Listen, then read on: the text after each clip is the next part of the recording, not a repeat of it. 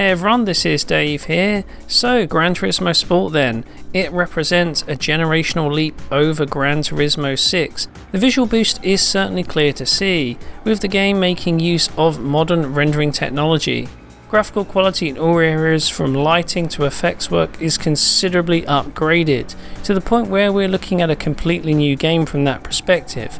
But what's currently the best way to play it? PS4 or PS4 Pro? Well, we've already covered the PlayStation 4 Pro's 4K mode, which renders up to 1800p via checkerboarding before scaling up to the full 2160p, and we came away impressed. But what's the score for 1080p owners? For a start, there's absolutely no boost to either image quality or core visual feature set when running at 1080p on the Pro. You're getting native 1080p resolution with identical textures, identical effects, and even things such as draw distance for shadows and scenery remain exactly the same. The lack of downsampling here is disappointing. After all, we know that the Pro version does indeed have a higher resolution mode, the 1800p checkerboard, and it would have been nice to see an option to be able to choose better image quality in 1080p via the menu. After all, image quality isn't perfect, it's good, but there's still some light shimmering that could have been taken care of with super sampling. Now that's not to say 1080p owners don't get anything, because they do. Instead of targeting better image quality for 1080p, Polyphony Digital here are targeting more stable performance. The game still targets 60 FPS obviously, but if you take a look here, you'll notice that frame rates are much smoother on PS4 Pro, particularly when starting off right in the middle of a pack of cars.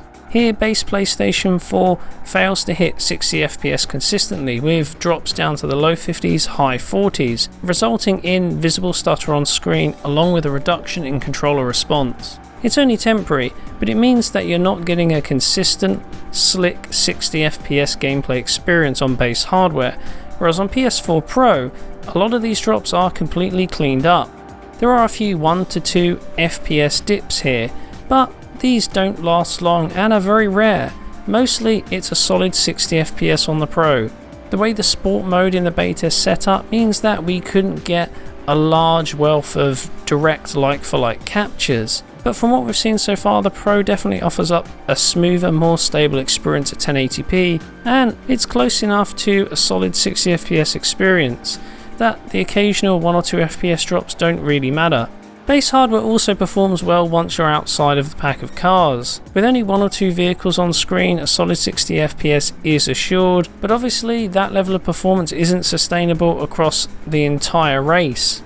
Replays are another area where PS4 Pro benefits. On base hardware, these are capped at 30 frames per second to ensure a stable frame rate, but when moving to PS4 Pro, the frame rate is now unlocked. In fact, the game is targeting 60 frames per second here, and at least in the time trial mode where there's one car on screen, it manages to maintain a solid lock at that frame rate. Of course, with just one car on screen, you'd expect the game to hit a locked 60 frames per second, so there really isn't any surprises there. But what if we run a similar scenario but with a whole bunch of cars on screen?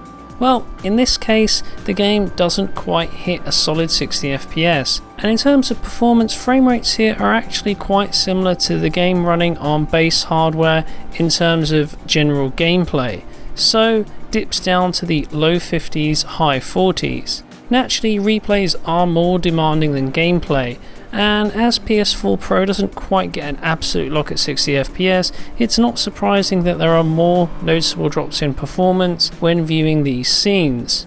On the plus side, replays do appear smoother than on base hardware. Essentially, there's a big difference when going from 60 FPS gameplay to the 30 FPS replays, and the difference in smoothness is quite jarring.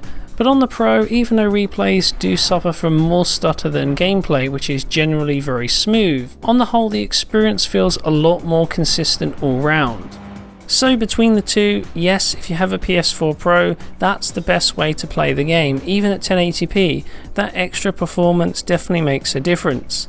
Gran Turismo is all about super smooth, high frame rate, instantly responsive, precision driving. And you can only really get that if you get an absolutely solid lock on performance, and right now at 1080p, PS4 Pro is the best way to do that.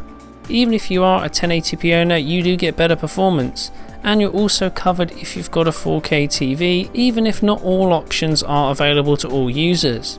That said, I do feel there is some room for improvement here. In terms of performance, the likes of Forza Motorsport 6 runs at a locked 60 frames per second, and I'm a little disappointed to see that GT Sport doesn't achieve the same feat when running on PlayStation 4 Pro hardware.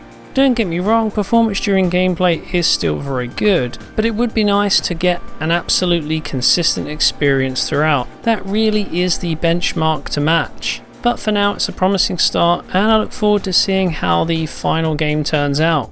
Anyway, I think I'll leave it there for now. I hope you enjoyed our look at Gran Turismo Sport, and if you did, don't forget to like and subscribe. Thanks for watching, and I'll see you next time.